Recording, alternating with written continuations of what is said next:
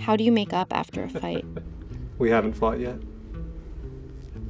We try and talk it out right away. Yeah. We used to dance in the middle of the living room floor, like it was like prom. We're gonna do that tonight. We tend to just shut off talking for like hours. Or days. Or days.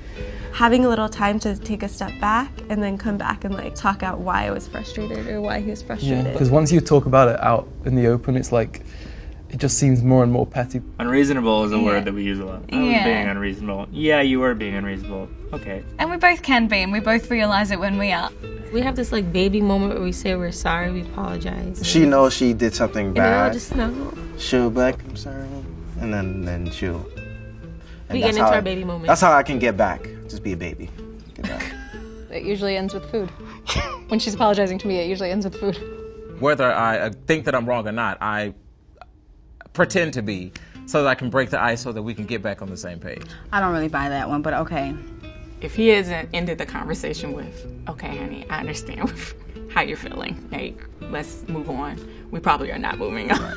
So, and yes, sex. It's so funny because like we're mad at each other, but then we just by looking, we're like start to laugh because it's so silly. Like we need to talk to each other. We can't. Even I try. Believe me, I try. I'm like.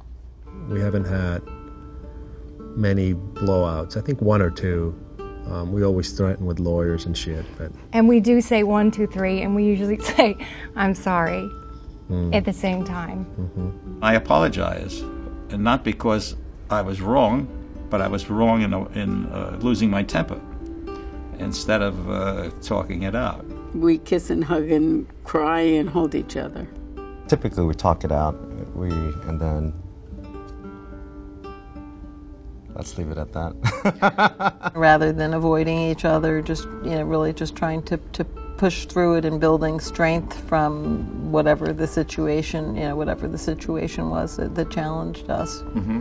We just give it some time, and by the next morning, it's pretty much forgotten about. We pretend it never happened. It never happened. At our age, I start to say, what am I, 64 years old, how much more time do we actually have together? I don't know. He's got health issues and, life is short. So I don't really want to waste it having disagreements. So the disagreements they would have to be major, and then they'd have to be really, really talked out. And that's something we didn't do when we were young. We just had arguments and we just separated and like, okay, I'm done with you, And that's not good. You get over it. I said, I'm not going to talk to you for 5 minutes. And the next thing I forget and forgive. That's all. Those things never last. They never last.